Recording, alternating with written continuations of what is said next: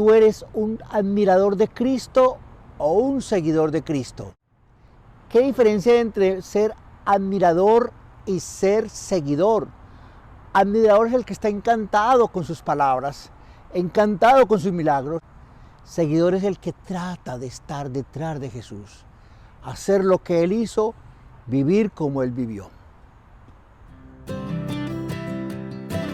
Bienvenidos a Evangelio y Arte con el Padre Chesco.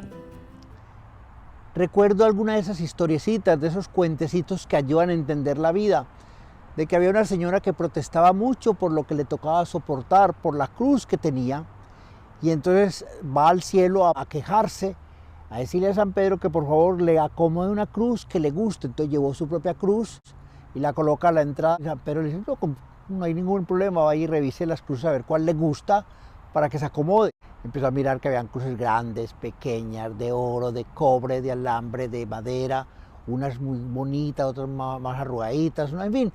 Miró y miró, pasó todo un día mirando las cruces y hasta aquí ya cansada ella, y San Pedro también, ya en la puerta ya dijo, no, esta es la perfecta. Y entonces dijo, me quedo con esta. Y cuídela mucho porque fue la misma que usted descargó cuando vino acá a revisar las cruces.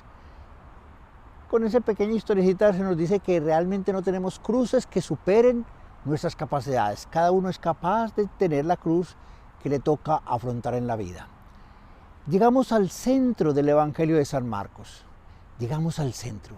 San Marcos tiene 16 capítulos. Los 8 primeros son para decirnos quién es Jesús y los 8 siguientes para decir cuál es su destino como Mesías. Vamos a escuchar con atención la forma como afronta las preguntas sobre quién es Él y para qué ha venido al mundo.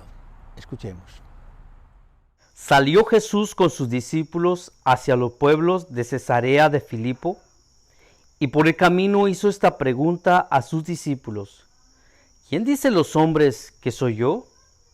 Ellos le dijeron: unos que Juan el Bautista, otros que Elías, otros que uno de los profetas. Y él les preguntaba: ¿y vosotros? ¿Quién decís que soy yo? Pedro le contesta: tú eres el Cristo. Y les mandó enérgicamente a que nadie hablara acerca de él.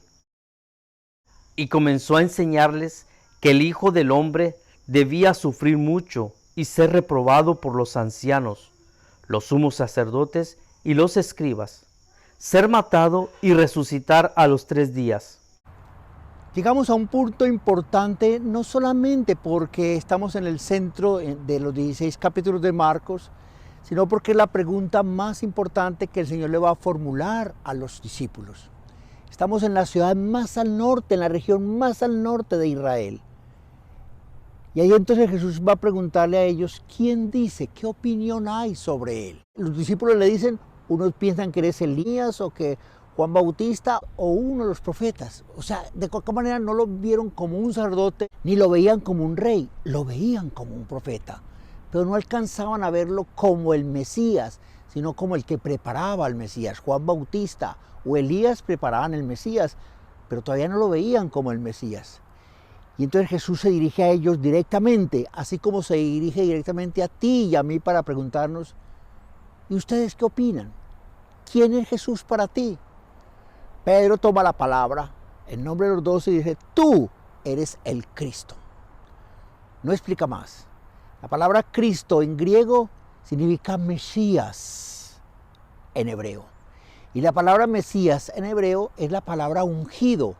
O sea, el que es consagrado, se unge con aceite, crisma, de ahí viene Cristo, el crisma se ungía con el aceite a los reyes, a los sacerdotes y a los profetas, pero en especial se iba a ungir al ser que iba a encarnar todas las promesas de la redención que Dios quería.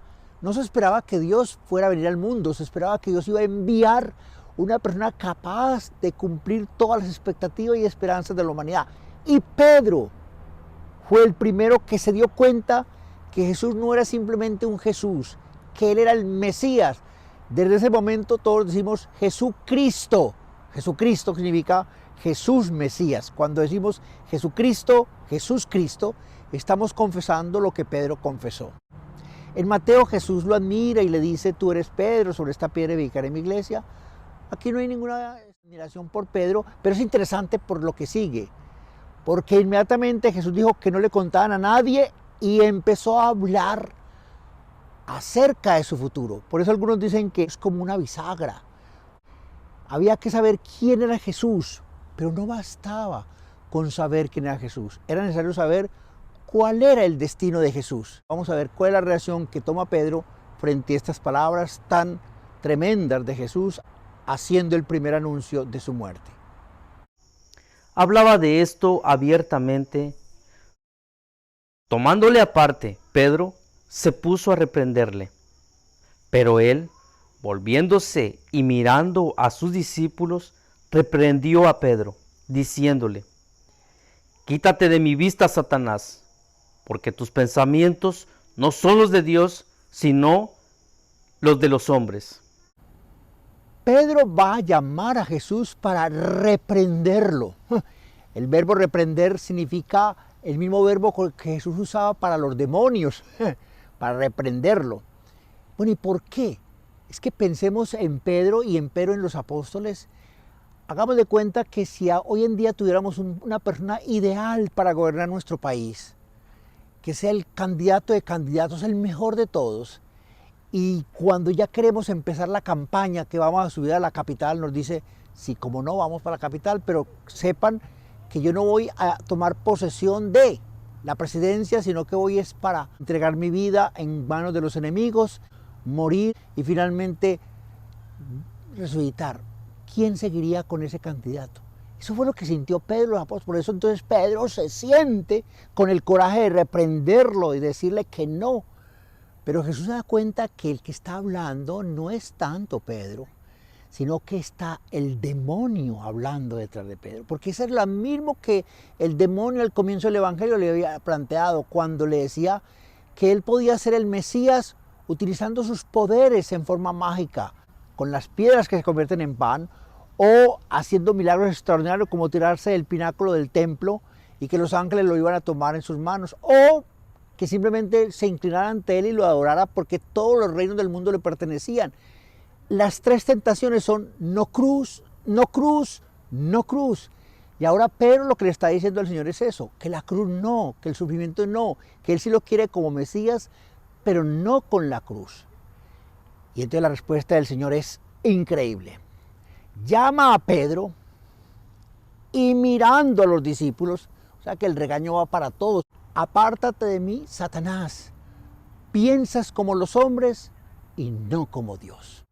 Cuando queremos la gloria sin la cruz, es lo mismo que Satanás planteaba. Mesías sin cruz es Satanás. Llamando a la gente a la vez que a sus discípulos, les dijo, si alguno quiere venir en pos de mí, niéguese a sí mismo, tome su cruz y sígame. Porque quien quiera salvar su vida, la perderá. Pero quien pierda su vida por mí y por el Evangelio, la salvará. Y ahora sí, la llamada no es solamente para Pedro, para los discípulos, sino para la multitud. No se sabe dónde apareció la multitud, pero con plena seguridad San Marcos está pensando en todos nosotros, porque este mensaje va a ser para todos.